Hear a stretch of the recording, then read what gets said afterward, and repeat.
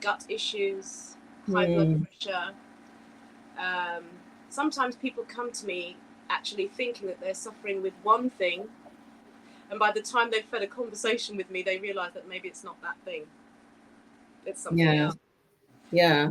And so, I think in my mind, there are a number of different diseases that we see, and then, the names and the number of them, they're multiplying by the day, the number of diseases that exist on the planet. Yes. But ultimately, the reasons for disease are the same, but they manifest in each one of us maybe slightly differently, Hmm. Hmm. and that may be due to our, the predisposition of our genetics, Yeah.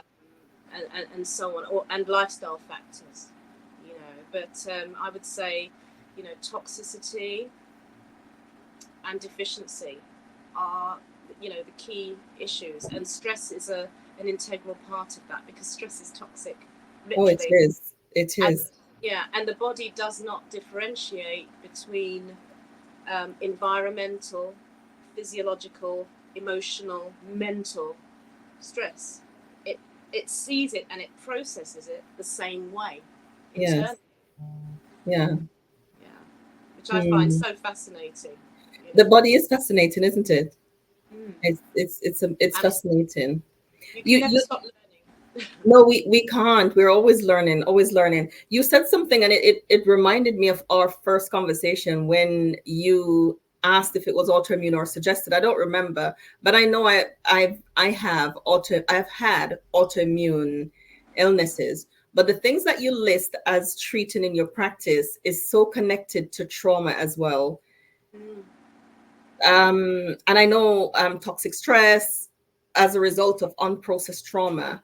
Does that ever comes up, or does people present to you with mental health, or is it a physical health? Are you able to connect the two when Yeah, people come to you? I tend to try to connect everything as far as possible, because um, when I first connect with a client in consultation, I like to go through their history. So, for example, you speak about trauma. One of my clients who was really wanting help on a hormonal level, Hmm. um, as a menopausal woman, when I went through her history as a young child, she had lost almost every member of her family in a car accident. Wow.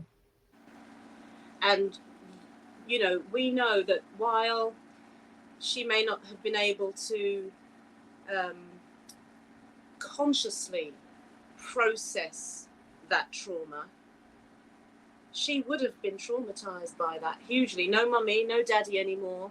You know, Absolutely. where, a child does, is affected deeply by loss. It's just that they don't have the ability to express it in words. They don't have the emotional language that we have as adults. Absolutely. And even as adults, we struggle with emotional language.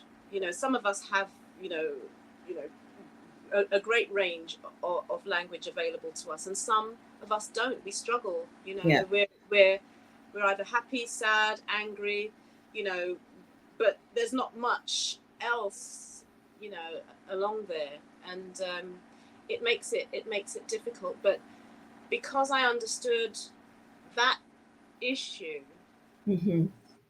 it fed into every other aspect of how I saw her, and my approach to helping her on her healing journey. So That's trauma is beautiful. is a is a massive issue. But as you know, Joanna, as a professional,